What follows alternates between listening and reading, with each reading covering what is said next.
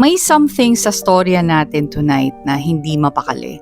Para bang may takot na ayaw kang pakawalan. Takot na mawalan, takot na maiwan, at kapag hinayaan mong lumalim yung takot na yun, kaya kanyang dalhin sa mga desisyon na hindi mo akalaing gagawin mo. Tonight, ikukwento ko sa inyo ang isang babae na pinaniniwalaan ang takot niya hanggang sa naging realidad niya yun. And then, someone or something tells you na may paraan para iligtas yung minamahal mo sa buhay mo. Pero, may kapalit nga lang. Hindi maliit, hindi simple, hindi rin tama. Kakayanin mo kaya? Kasi tonight, hindi lang ito kwento ng isang nanay. Ito ay kwento ng hanggang saan ka aabot kapag natatakot kang mawalan. So let's talk about her, si Leonarda Cianciulli. She started as someone na hindi nabigyan ng tamang klaseng pagmamahal. Yung mismong nanay niya ayaw sa kanya. And I want you to pause there. Kasi kapag lumaki ka na may ganong energy, there's always a part of you na laging naghahanap ng control, laging naghahanap ng some sort of validation, laging naghahanap ng assurance na hindi ka iiwan at hindi sila mawawala sa buhay mo. So when she grew up, lumaki na siya, tumanda na siya, at nagkaroon na siya ng sariling pamilya, sariling asawa, sariling mga anak. Hindi lang siya naging ina. She became someone na takot na mawalan.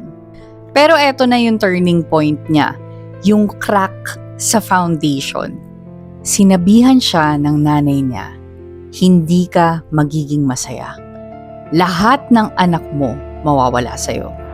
I want you to sit with that for a second. Pag-isipan mo yung linya na yun na sasabihin sa'yo ng nanay mo. Imagine mo, no, sabihan ka ng ganun ng nanay mo. Kahit na hindi mo kailangan paniwalaan ang sumpa para maapektuhan ka ng ganon. Kasi kapag paulit-ulit mo siyang naririnig, naiisip, nagiging bahagi siya ng reality mo. Para bang na-traumatize ka dun sa sinabi niya. Ngayon dumating ang panahon na nagkaanak siya finally. Pero isa-isa silang namatay. Loss after loss. Grief, sadness, despair, helplessness. At doon na nagsimula yung shift. Hindi na siya naghahanap ng acceptance. Naghahanap na siya ng control. At kapag ang takot mo, gusto mo nang kontrolin ang buhay, doon na nagsisimula ang pagbaluktot ng desisyon mo. Now, let's slow this down. Kasi dito nagiging interesante yung part na kung saan hindi siya basta-basta pumapatay. She created meaning behind doon sa pagpatay niya. Para kay Leonarda, ang belief niya ay kailangan may kapalit para may mailigtas. And psychologically, may sense naman yung paniniwala niya. Kapag nawalan ka ng control, yung mind mo, yung brain mo, yung isipan mo, magke-create siya ng system para maramdaman mong may power ka ulit. Doon na pumapasok yung mga rituals niya, yung mga patterns, at yung mga superstition niya, yung mga paniniwala niya, yung mga pamahiin niya. Hindi dahil gusto niya maging masama, kundi dahil gusto niyang maramdaman na may ginagawa siya, na may paraan. So sinimulan niya na mag-act out doon sa mga paniniwala niya. Lumapit siya sa mga babae, sa mga babaeng vulnerable, sa mga babaeng weak, na mga naghahanap ng paniniwalaan, ng kakapitan. Pinaparamdam niya na safe sila, na walang masamang mangyayari, na naiintindihan niya sila. Parang nanay lang. Pero ang totoo, she was choosing them deliberately. Kasi minsan, ang pinakamapanganib na tao ay yung marunong magbigay ng comfort. So, hindi tayo nandito para i-sensationalize yung ginawa niya. Nandito tayo para intindihin yung psychology behind doon sa nagawa niya. But this is what happened. Isa-isa, dinadala niya yung mga babaeng to sa bahay niya. Pinapaliwala niya na may bagong simula. Pinapasulat niya ng mga letters para walang maghahanap. Tapos, doon niya tinatapos yung buhay nila. Pero hindi pa doon natatapos. Naniniwala siya na yung mga katawan nila ay may silbi. Ito na yung pinaka-disturbing part para sa akin. So, disclaimer lang doon sa mga hindi masyado mahilig sa mga gory or mga body horror. Huwag nyo nang ituloy. Pero if you are ready, go. Ginawa niyang sabon yung mga katawan nila. Not out of cruelty, kung hindi dahil sa paniniwala na ito lang ang paraan para mabuhay yung anak niya.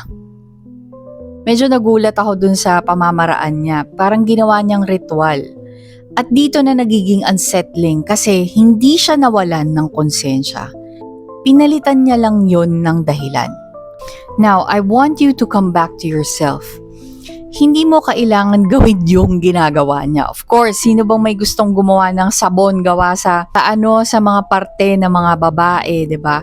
Sa mga laman loob ng mga babae at mga balat ng mga babae. Para maintindihan natin yung pattern niya. Hindi mo kailangan gawin yung ginagawa niya. Kasi lahat tayo, may mga moments tayo na nagja-justify tayo dun sa mga actions natin. Na alam natin na sa loob natin, hindi naman siya align. Pero sinasabi natin, ginagawa ko lang to dahil mahal ko siya. Dahil mahal ko ang pamilya ko. Dahil mahal ko ang anak ko. Dahil mahal ko ang asawa ko. So on and so forth. Kailangan ko to, wala akong choice. Pero lagi tayong merong choice. Meron. Ang tanong lang, handa ka bang tanggapin yung consequence ng tamang choice? Kasi minsan, mas pinipili natin gawin ang mali dahil mas takot tayo na mawalan kaysa maging tama. So, hindi lahat ng darkness, hindi lahat ng evil deeds ay evil agad. Minsan nakatago siya sa pagmamahal, sa intensyon ng tao, sa kasabihan na ginagawa ko to para sa'yo. And maybe that's what makes this story so heavy kasi pinapakita niya sa atin kung gaano karupok ang isang human being. Pinapakita niya sa atin na kahit sino, kapag tinulak ng takot at ng paniniwala at ng superstition at ng pamahiin, kayang lumampas doon sa linya nang hindi na namamalayan. So, be honest with yourself. Yung mga desisyon mo ngayon, galing ba sa pagmamahal o sa takot na mawalan? For more stories like this, yung hindi lang mga kwento kung hindi talagang nangyari, yung mga true crime stories na may konting mystery sa likod, follow and subscribe mo na ang Hiwaga at Esoterica. I'll see you. Bye for now.